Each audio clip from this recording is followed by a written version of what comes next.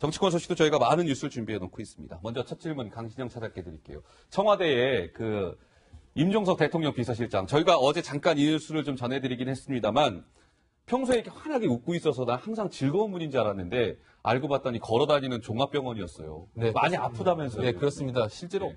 이게 비춰지는 모습을 보면 항상 이제 활짝 웃고 있고 이제 치아를 드러낼 줄 활짝 웃고 있어가지고 일이 참 즐거운가 보다 이제 많은 분들이 생각하시는데 어디가 아픈 지금 거예요? 보시는 것처럼 네. 벌써 입에는 벌써 임플란트를 끼웠고요. 목에는 부항자고 있고 손에는 한 포진이라고 이제 피부 질환을 지금 앓고 있는 것으로 알려져 있습니다. 사실 이제 겉으로는 상당히 웃고 있고 이제 밝아 보이지만은 상당히 국정이라는 게 굉장히 스트레스가 많은 일이잖아요. 네. 그런 스트레스가 많은 일들을 하다 보니까 몸에 이렇게 무리가 조금씩 이상 신호가 오는 게 아닌가 네. 이렇게 볼 수가 있을 것 같습니다. 예. 문재인 대통령도 대통령 비서실장 시절에 이제 경무에 시달려서 임플란트 대통령 몇 개 했다고요? 10개인가요? 10개. 임종석 비서실장도 그럼 10개인가요? 거의 그 정도 될걸요? 큰 숫자는 모르겠는데. 그러니까 완전 대잡이네요, 이게. 그렇죠. 대통령하고 임실장하고 지금 보면 다 똑같이 임플란트하고. 그만큼 비서실장의 업무가 강도가 높다는 거죠. 얼마나 힘들겠습니까? 제가 생각해도 그럴 것 같아요. 그러니까 하루 종일 긴장된 상태에서 아침부터 저녁까지 대통령을 보좌해야 되고 무슨 일이 일어날지 모르는 상황이기 때문에 항상 긴장의 끈을 놓치지 않아야 되는 상황이다 보니까 한포진 같은 경우는 대상포진 일종이라고 하는데 그게 면역 체계가 약해졌을 때 나오는 질병이래요. 그러니까 네. 피부에 이제 이런 여러 가지 포진들이 나오는 건데 결국 그만큼 면역 체계가 나빠졌다는 말은 스트레스와 그다음에 경무에 시달렸다는 증거라고 볼 수밖에 없는데 지금 비서실장뿐만 아니라 대변인도 그렇고 엄청나게 강도가 높대요. 그래서 많은 사람들이 고통을 호소하고 있는 상황인데 그게 공직에 들어가서 이제 열심히 일하다 보면 그런 증상이 나타났다고 볼 수 있고 또 한 가지는 지난번에 그런 얘기도 했어요. 문재인 대통령이 본인의 책에서 사례를 얘기했는데 청와대 헌혈 행사를 했대요. 헌혈 행사를. 근데 그때 노무현 전 대통령이 이제 대통령이 하실 때인데 헌혈 행사를 해서 미리 이제 조사를 해보잖아요. 이분이 헌혈을 해도 되는 건지 안 되는 건지. 그랬더니 노무현 대통령 같은 경우는 경무 때문에 혈장이 너무 묽어서 그 헌혈을 해도 그 피가 별로 도움이 안 된대요. 그래서 못하고. 그래서 그러면 내가 대표를 하겠다고 비서실장이 했더니 본인은 또 고혈압이어서 그때 당시에 헌혈을 못하고 그런 사례도 얘기한 적이 있었거든요. 그러니까 그만큼 청와대 업무가 과중한 힘들다는 걸 얘기하는 거. 그래서 아마 이제 건강의 신호들도 적신호가 많이 오는 것 같습니다. 그러게요. 그래서 이제 정부 출범한 지 얼마 안 됐는데 임종석 대통령 비서실장이 곳곳이 저렇게 아픈데 여인선 앵커 힘들어하는 분이 청와대 내에 또 한 사람이 있다면서요. 맞습니다. 이 비서실 못지않게 대변인실도 모든 회의에 참석해야 되기 때문에 굉장히 바쁘다고 하는데요. 이 전직 아나운서였다가 지금 부대변인이 된 고민정 전 아나운서. 고민정 전 아나운서. 차라리 아나운서 시절이 좋았다 이런 얘기를 했다고요. 그러니까 이제 아나운서 할 때는 밤 12시까지 있어야 되고 뭐 방송해야 되기 때문에 힘들었는데 청와대 들어오면 좀 나을 줄 알았더니만 이거 장난 아니네. 왜냐하면 다른 부처들은 각자의 파트만 하면 되지만 홍보실, 대변인실은 전 영역에 그칩니다. 왜 국민들한테 또 언론에게 어나운스먼트를 해야 되기 때문에 그러니까 낮밤이 없고 그다음에 북한이 미사일을 딱 정시에 쏘는 건 아니지 않습니까? 그렇죠. 새벽에도 쏘고 밤에도 쏘고 예를 들어서 그렇기 때문에 청와대 대변인실은 24시간 긴장하고 있을 수밖에 없지 않겠습니까? 사실은 이제 대통령께서 외유를 하면 다른 수석실은 상대적으로 좀 여유가 있습니다. 그런데 이제 비서실장 그다음에 그 대변인실 홍보 쪽은 여유가 없죠. 그렇기 때문에 고민정 아나운서가 아마 이런 얘기를 한 것 같은데 사실은 뭐 정권의 성격과 관계없이 청와대 근무라는 것은 소명의식을 갖고 하는 것이지 이게 뭐 봉급이 많은 것도 아니고 그러니까 어쨌든 고생길인데 나라를 위한다는 어떤 그 사명감이 이걸 버텨주는 어떤 그 하나의 동력이 아닌가 이런 생각이 듭니다. 자, 이제 청와대 얘기를 저희가 하고 있으니까요. 고민정 청와대 부대변인 전 아나운서 얘기에 이어서 탁현민 선임 행정관 얘기를 좀 한번 해보겠습니다. 서정욱 변호사님. 이 탁현민 행정관 여성 비하 논란을 빚고 있는 인물 아니겠습니까? 그런데 언론사가 이제 탁현민 행정관 관련해서 보도를 많이 했었잖아요. 근데 한 언론사에 대해서 탁현민 행정관이 나 이건 용납할 수 없어. 손해배상을 요구하는 소장을 제출했다면서요? 그쪽이 아마 여성신문인가? 여성신문이요? 예, 거기서 그 보도한 내용에 대해서 그 중학생하고 뭐 성관계를 맺었다 이런 글이 있었잖아요. 탁현민 행정관. 지금 이거 여성신문에 그 여중생은 잘못이 없다. 탁현민 논란을 붙여. 이거는 이제 논란이 되고 난 다음에 제목을 수정한 거예요. 원래 글은 아마 그 여중생이 실제 나타나서 뭐 한 것처럼 이게 돼 있었는데 그게 이제 사실이 아니고 팩트가 아니라고 밝혀져서 아마 제가 알기로 3천만 원의 민사소송을 제기한 걸로 지금 알고 있는데요. 저는 이게 개인적으로 이런 생각이 들어요. 저 개인적으로도 그 방송에서 탁현민 행정관 비판도 많이 했어요. 왜냐하면 이게 삐뚤어진 성의식이나 저는 이게 또 행사 기획도 그래요. 물론 이게 이미지를 잘 치중한다 내용보다 이런 비판을 했는데 그러니까 탁현민 행정관을 비판을 하더라도 정확한 이게 팩트에 입각해서 비판해야 됩니다. 이런 식으로 이게 여성신문처럼 팩트가 아닌 사실을 허위로 이게 그 비판하면 저는 이게 그거는 오히려 이게 법적인 책임을 지게 되고 비판을 할 때 항상 이게 팩트 입각해서 해야만 이게 더 오히려 이게 더 와닿고 그렇기 때문에 저는 뭐 이번에 그 엄격하게 좀 심리를 해서 만약에 허위를 했다면 이게 여성신문이 책임을 지는 게 맞지 않나 이렇게 생각하고 있습니다. 네. 지금 이 탁현민 행정관에 대해서 계속 문제가 제기되는 이유는 이 탁 행정관이 문재인 대통령을 굉장히 지근해서 보좌하고 있는 사람이기 때문일 겁니다. 과거 탁 행정관이 문 대통령에 대해 이렇게 얘기했습니다. 함께 들어보시겠습니다. 돈과 건강과 명예 셋 중에 어떤 게 우선순위냐. 그럼 우리는 보통 건강, 그 다음에 돈, 명예 혹은 건강, 명예, 돈 뭐 이런데 이분은 명예를 가장 먼저 꼽더라고요. 그래서 왜 건강도 아니고 돈도 아니고 명예냐 그랬더니 그 답이 좀 짠했어요. 명예가 없으면 너무 힘들 것 같다는 거예요. 네, 탁현민 행정관 얘기를 들어봤는데 근데 박상원 소장께 좀 질문 드려보고 싶어요. 그러니까 탁현민 행정관 사실 뭐 행정관직에서 물러나야 된다라는 목소리가 끊이질 않아오지 않았습니까? 근데 문재인 대통령은 아마 탁현민 행정관을 자를 생각은 없어 보이는데요. 그러니까 이 부분은 좀 계속 논란이 되고 있는데도 불구하고 탁 행정관을 계속 안고 가는 이 부분은 좀 우리가 어떻게 봐야 될까요? 문재인 대통령이 취임 초기 어떤 지지도의 고공행진을 하고 있습니다. 있는데 그 이유 중에 하나는 두 사람이 있죠. 하나는 박근혜 전 대통령이고 하나는 탁 행정관. 네, 탁 행정관. 박근혜 대통령 전 정권과 문재인 대통령의 소통 행보가 너무 대비되기 때문에 국민들이 박수를 치는 것이고 그 소통 행보의 기획자가 이제 탁현민 행정관이다 이렇게 되어 있기 때문에 문 대통령으로서는 지지도가 가장 중요한데 이 높은 지지도를 끌어내주는 어떤 하나의 기획자가 탁현민이라고 본다면 내치기가 쉽지 않겠죠. 쉽지 않은 것이고 탁현민 행정관 입장에서도 이제 가짜 뉴스에서 굉장히 자기가 명예가 손상당했대 소송하는 것도 뭐 당연할지도 모릅니다. 그러나 이렇게 또 그 여성신문을 소송하면 이 논란이 또 확산이 되고 그 원인 제공자는 누굽니까? 탁현민 행정관 본인 아닙니까? 여성을 비하하는 책을 그다음에 왜곡된 성의식을 갖고 있는 책을 썼기 때문에 그래서 이런 부분 좀 안타까운 것이 기본적으로 뭐 행정관이고 대통령이 좀 편하게 쓸 수 있는 사람이기 때문에 이 문제를 너무 야박하게 이렇게 몰아치는 것이 좀 야박한 거 아니냐라는 여론도 있었는데 본인이 정작 또 본인이 한 잘못은 생각지도 않고 이런 형태로 손배소를 또 신청을 하면 이 논란이 또 확산되는 거 아닙니까? 본인은 지금 개인 탁현민이 아니고 대통령을 보좌하는 보좌진 가운데 한 명이기 때문에 개인의 판단도 물론 중요하고 개인의 명예가 훼손된 것도 중요하지만 그런 식으로 따진다면 원천적으로 이 사람이 굉장히 모욕감을 준 여성들도 많이 있는 것이고 일단 귀책 사유는 본인한테 있지 않겠습니까? 그렇기 때문에 일개 개인이 잘못된 것에 대해서 소송을 제기할 수는 있겠지만 현재 이 지점에서 탁현민 행정관이 이런 3천만 원 손배소를 하는 것이 과연 정무적 판단으로 합당한 것인가에 대해서 저는 뭐 의문이 좀 남습니다. 저는 이게 달리 생각하는데요. 제가 조금 전에 이야기한 것처럼 아무리 청와대 공무원을 하더라도 이거는 제가 바로 탁현민의 그 여중생입니다. 이거는 아예 그 팩트로 완전 왜곡한 거잖아요.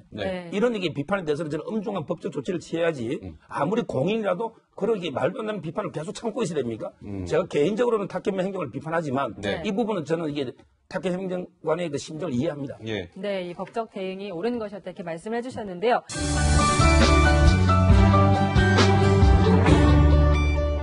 오늘도 저희 스튜디오를 네 분이 꽉 채워주셨습니다. 막강 패널 네 분이 함께해 주고 계십니다. 여인선 앵커 소개해 주시죠. 네, 박상원 정치평론가, 최진봉 성공회대 교수, 서정욱 변호사, 강진영 채널A 국제부 차장 모셨습니다. 안녕하십니까. 안녕하세요. 자, 오늘은 먼저 여인선 앵커, 지금 또 국정농단과 관련된 재판이 오늘 오전 한 10시부터 또 시작이 되지 않았습니까? 맞습니다. 오늘 법원에서는 이 박근혜 전 대통령에 대한 재판이 또 이루어지고 있는데요.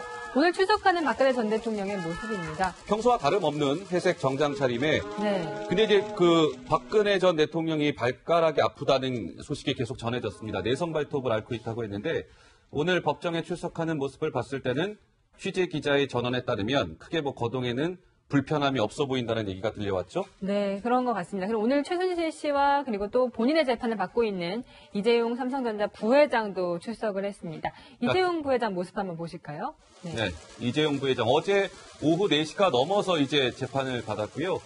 밤 늦게까지 재판이 이어졌고 이제 못다한 또 재판을 받기 위해서 오늘도 출석을 하고 있는 모습인데 지난번에는 안경을 안 썼어요. 근데 오늘은 또 안경을 쓴 모습으로 네. 법정에 출석하는 모습입니다. 네, 예. 그리고 항상 저렇게 서류를 직접 들고 이제 재판장에 들어가는 모습이고요. 살짝 미소를 띤 모습. 다소 여유 있는 또 그런 표정도 보이네요. 예. 그래서 오늘은 이재용 삼성전자 부회장 얘기를 먼저 해보겠습니다. 어제 직접 법정에서 목소리를 내서 자신의 입장을 밝혔는데요.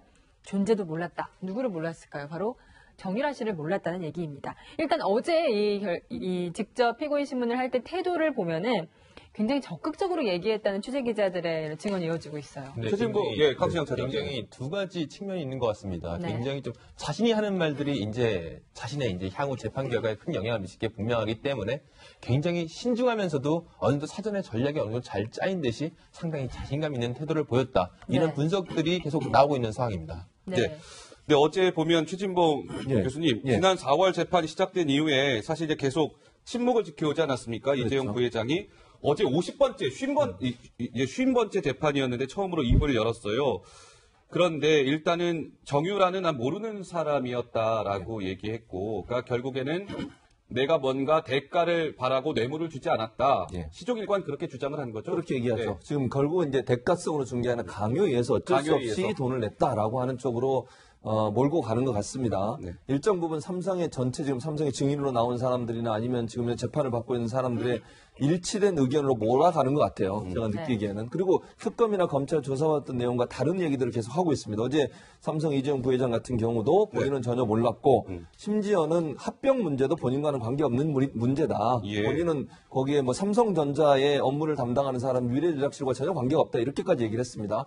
상식적으로 이해가 안 되는 부분이고요. 실제적인 오너라고 할 수 있는 이재용 부회장이 전혀 모르는 상태에서 저 일이 일어났다? 저는 좀 상식적으로 이해는 안 됩니다. 또 재판부도 그런 부분들은 충분히 고려할 거라고 생각이 들어요. 또 장충기나 또 그전에 미래전략실장이나 예. 이런 분들이 전부 말을 바꾸고 있는데 원래 증언했던 내용과 재판에 나와서 바뀌어지면 재판부는 당연히 의심할 거 아니겠습니까? 왜 그때는 그렇게 얘기하고 이제 와서는 다르냐? 라고 의심을 할 것이기 때문에 재판부가 단순히 어제 의견을 바꾼, 그러니까 증언을 바꾼 전략실장의 말만을 100% 믿어줄 거냐? 저는 좀 아니라고 보고요. 또 그런 내용이 결국은 이재용 부회장도 본인이 어떤 형태로든 책임이 없다는 걸 강조하기 위해서 네. 모든 그 증인들, 삼성과 관련된 증인들의 증언들이 이재용은 전혀 몰랐다는 쪽으로 몰고 가는 그런 분위기가 지금 연출되고 있다고 볼 수 있겠습니다. 네. 네, 가장 궁금한 부분이 박근혜 전 대통령과 이재용 부회장의 독대 자리에서 정말 어떤 얘기가 오갔나 이 부분인데요. 여기에 대해서 이 부회장 어제도 마찬가지였고요. 청문회에서도 돈 얘기 그리고 합병 얘기는 하지 않았다고 주장했습니다. 지난 청문회 때 얘기 들어보시죠. 그날 돈 내라는 이야기는 안 했습니까? 기부 좀 해달라는 이야기 안 했습니까? 그런 기억은 없습니다. 그 얘기 누구로부터 보고받았습니까? 재단에, 미래재단에, K스포츠 재단에 기부 좀 해달라. 그 얘기는 누구로부터 보고받았습니까? 밑에 실무자 선에서 그룹의 안정적인 승계권, 경영권 승계 등을 포함한 모종의 이득에 대한 대가가 아닌가 하는 의혹을 가지고 있습니다. 저희는 단 한 번도 뭐를 바란다든지 무슨 반대급부를 요구하면서 출연을 했다든지 지원을 한 적은 없습니다. 이 건도 마찬가지입니다. 네, 지금 또 이재용 부회장 모습을 보니까 확실히 구치소 생활이 좀 길어져서 그런지 좀 많이 야윈 듯한 그런 또 모습이었는데, 네, 서정욱 변호사께 질문 드릴게요. 그런데 전 사실 이 좀 뉴스를 접하고 많이 놀랐습니다. 그러니까 이재용 부회장이 박근혜 전 대통령하고 독대했을 때요. 이재용 부회장이 어제 법정에서 이렇게 얘기했다는 거예요. 사실 독대 자리에서 뭐 내가 그 합병 관련해서 업무적으로 대통령한테 청탁하고 할 수 있는 그런 상황이 아니었다. 왜냐하면 박근혜 전 대통령한테 일방적으로 혼났다는 거잖아요. 근데 그 혼났다는 내용이 홍석현 회장을 거론하면서 이른바 그 JTBC 방송사죠. 거기를 그렇게 거세게 대통령이 아주 맹비난을 했다면서요. 그게 아마 제가 알기로 3차 독대. 예. 독대가 이게 3번 있었거든요. 근데 2014년에 그 9월 독대는 의미가 없고요. 가장 중요한 게 2015년 7월 달. 이 독대가 상당히 중요한데 이때 그 부정한 청탁이 있었느냐 없었느냐. 이게 그 재판의 지금 핵심이거든요. 네. 근데 그 이제 그 이재용 부회장 측은 뭔가 이게 그 성만 지원이 좀 미흡하다. 이런 식으로 이게 대통령한테 레이저 눈빛. 네. 이게 혼만 났다는 거고요. 그 당시 이게 뭐 청탁할 분위기나 청탁의 내용은 전혀 없었다. 이게 아마 삼성 입장이고 네. 홍석현 부회장 이야기는 그 이후에 3차 독대 때 아마 이야기가 아닌가 이렇게 네. 보입니다. 그런데 이 홍석현 회장에 대해서 얘기한 것이 굉장히 좀 자극적이에요. 박 전 그러게요. 대통령이 진짜 이렇게 말했을까 하는 생각도 들어요. 그러니까 사실 이 재판의 본질과는 사실 관계없는 내용인데 네. 이제 이 관계없는데 실제로 박근혜 대통령과 이재용 회장이 독대를 했다면 네. 그때 무슨 대화가 오고 갔냐는 두 사람 아니고는 네. 모르겠죠. 배석자도 없었기 네. 때문에. 근데 그중에 흘러나오는 얘기인데 이 부분이 이제 뇌물 사건과는 관계가 없지만 박근혜 대통령이 갖고 있는 언론관을 엿볼 수 있는 대목이기 때문에 대단히 네. 흥미롭습니다. 어쨌든 홍석현 회장은 이재용 부회장의 외삼촌 아닙니까? 네. 외삼촌이고 그 외삼촌이 사주로 있는 JTBC가 중앙일보 자회사인데 지나치게 좀 편파적으로 하고 있지 않냐라고 이제 경로를 했다 이 네. 얘기인데 이재용 부회장 입장에서는 사실은 우리 회사와 관계가 없는 계열 분리가 된 회사고 언론이 독립적으로 존재를 하는데 네. 제가 뭘 할 수 있겠습니까? 뭐 이렇게 이제 대답을 할 수밖에 없지 않겠습니까? 네. 그리고 나와서 이제 홍석현 회장한테 외삼촌한테 대통령이 경로했다는 얘기를 해줬다는 얘기거든요, 이재용 네. 부회장이. 근데 이 부분이 이제 박근혜 대통령의 갖고 있는 기본적인 언론관이 뭔가 좀 시대착오적이지 않느냐라는 느낌. 예를 들어서 네. 이재용 부회장의 외삼촌이 홍석현 회장이라 해서 이재용 회장을 다그치면 JTBC가 순치될 거라고 생각하는 것은 네. 좀 시대착오적인 것 아닙니까? 그러게요. 그렇다고 예. 보면 박근혜 대통령이 탄핵이 되는 과정에서 실정법상 유죄, 무죄와 관계없이 대정치인이었기 때문에 대통령이었기 때문에 대정치인이자 한나라의 대통령이 갖고 있는 언론관이 과연 뭔가에 대해서 그 독대에서 이 얘기가 우리가 엿볼 수 있지 않겠습니까? 네, 그런 부분에서 사실은 우리가 좀 망연자실한 부분들이 있죠. 네. 최진봉 교수님. 그러니까 조금 더 그 대화 내용에 대해서 말씀을 드리자면 박근혜 전 대통령이 당시 이제 이재용 부회장 독대하면서 그 JTBC 방송사 얘기하면서 이렇게 얘기했다는 거 아니겠습니까? 그 뉴스가 좀 그러니까 박근혜 정부한테 좀 비판적인 뉴스를 많이 다루니 어떻게 그럴 수 있느냐. 사실상 그 방송사는 이적단체 아니냐. 방송사를 이적단체라고 규정을 하면서 홍석현 그 회장한테 가서 좀 얘기 좀 해라. 이재용 부회장 당신이. 아주 굉장히 구체적으로 얘기를 했다는 거 아니겠습니까? 그러니까요. 저는 이 박근혜 전 대통령의 언론관 정말로 이거는 반민주주의 비민주적인 행태입니다. 언론을 이적단체라니요. 본인을 비판하는 언론사에서 저렇게 얘기하는 것이 과연 민주주의 사회에서 가능한 민주주의의 근간을 이루는 게 언론의 자유고 표현의 자유입니다. 네. 언론이 권력기관에서 비판과 감시의 기능을 하도록 원래 사회적 역할을 맡고 있는 기관이에요. 그 기관이 잘못된 정권에 대해서 그 비리를 파헤치는 게 왜 그게 문제가 됩니까? 저는 이해가 안 되는 것은 또 한 가지 최근에 밝혀진 원세훈 전 국정원장의 녹취록 보세요. 쥐업해라 그래요. 언론을. 쥐업해라. 네. 언론이, 그러니까, 이명박 정부 때도 뭐 4대강 사업이나 아니면 FTA 관련해서 언론이 비판을 하니까 쥐업해야 된다, 없애야 된다. 그게 국정원이 할 일이다. 이런 식으로 발언하는 국정원장이 존재했었고, 이명박 정부에는. 이제는 박근혜 대통령이라는 사람이 이렇게 언론사에 대해서 반감을 갖고 있고, 본인에 대해서 비판적인 보도를 한다고 해서 이렇게 억압을 하려고 하면 이거는 민주주의를 하지 않겠다는 겁니다. 네. 독재 정권이나 가능한 일이지. 뭐 북한의 조선 TV도 아니고 조선 중앙 TV도 아니고 조선 TV로 하면 좀 헷갈릴 수 있으시니까 네. 조선 중앙 TV도 아니고 네. 이런 식으로 언론에 대해서 억압과 통제를 하려고 하는 시도를 했다는 것은 참으로 안타까운 일이고요. 네. 이런 일은 다시는 있어서는 안 됩니다. 네, 또 이재용 삼성전자 부회장에게 정말 궁금한 것이 과연 최순실 씨와 정유라 씨를 알았냐 이 부분인데 여기에 대해서 강진영 차장 본인은 국내 뉴스 잘 안 본다.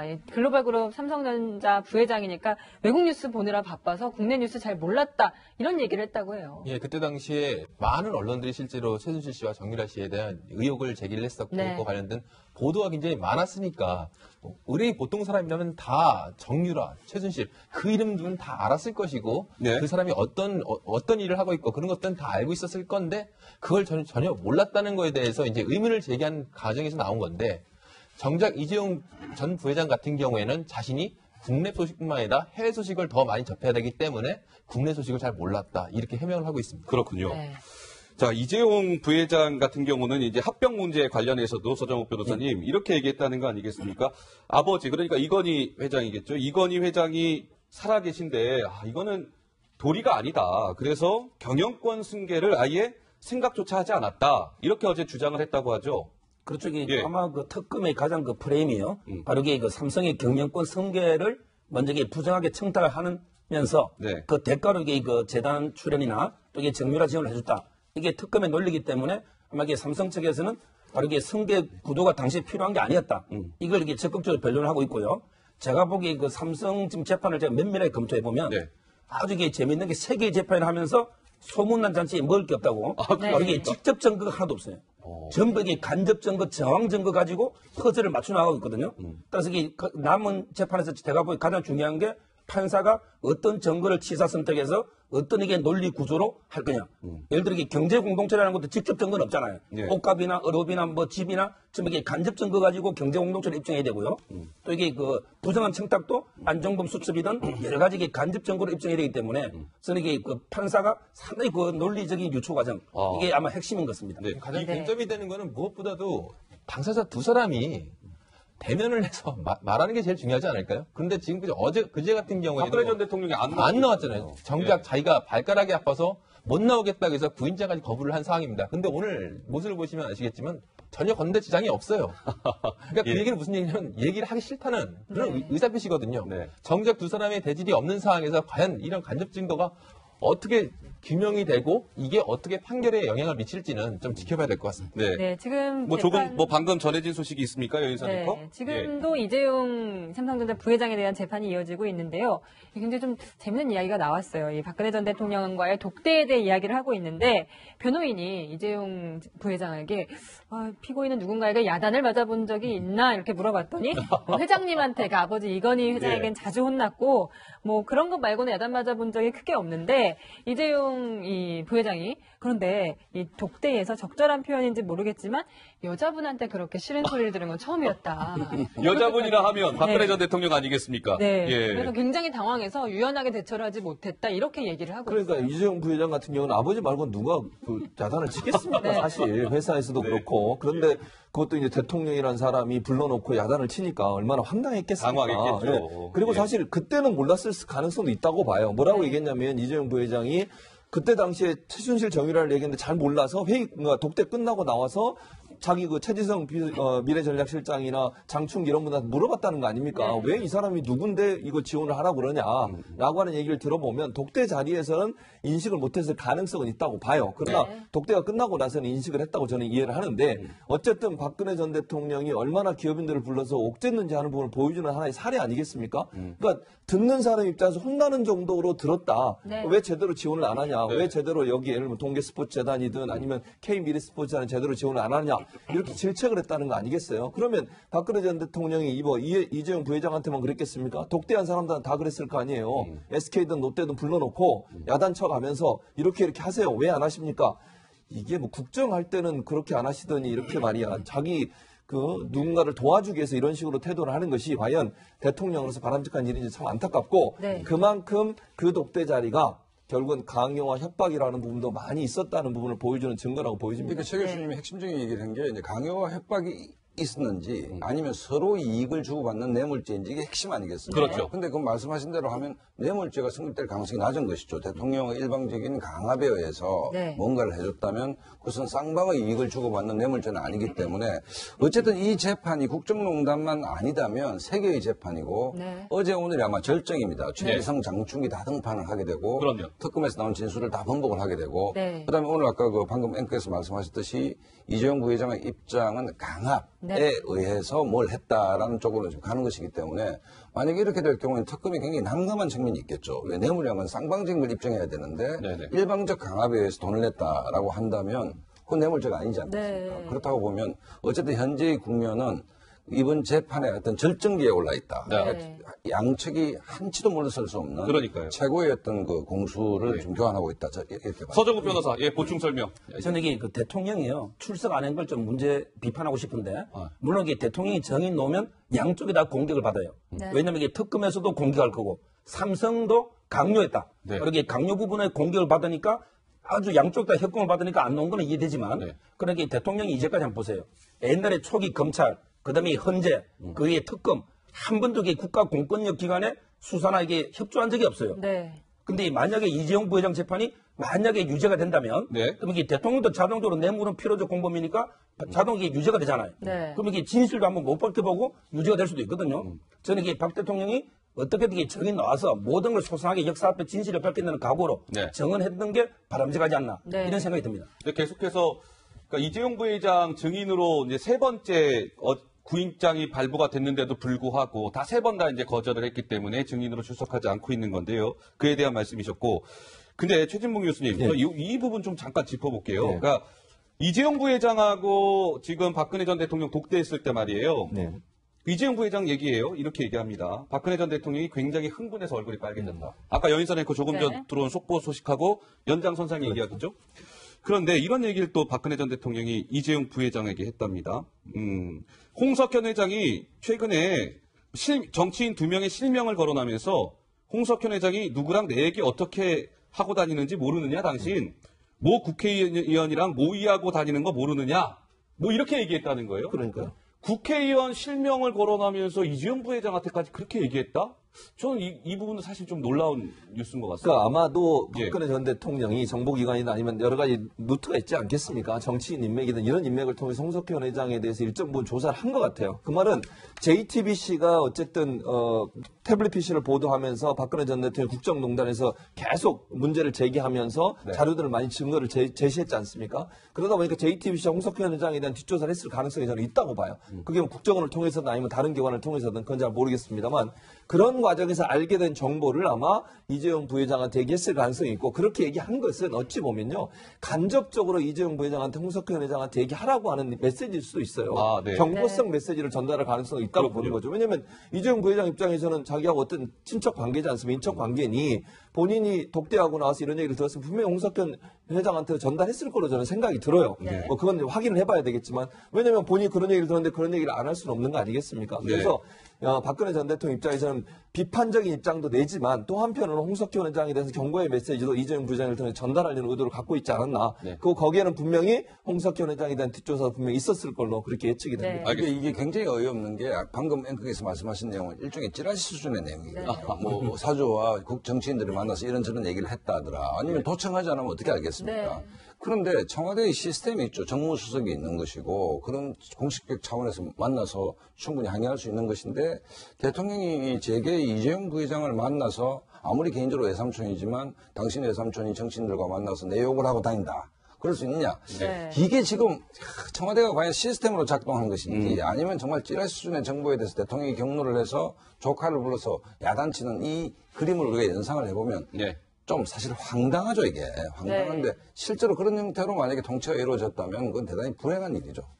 알겠습니다. 네, 지금 이재용 부회장에 대한 재판이 이어지는 동시에 다른 법정, 대법정에서는 박근혜 전 대통령에 대한 재판도 이어지고 있는데요. 그렇습니다. 오늘 모습이 또 전해졌어요. 오늘도 약간 무표정하게 책상에서 이렇게 쪽지를 만지작 거리고 있고 아침부터 꾸벅꾸벅 졸고 있다고 하네요. 네.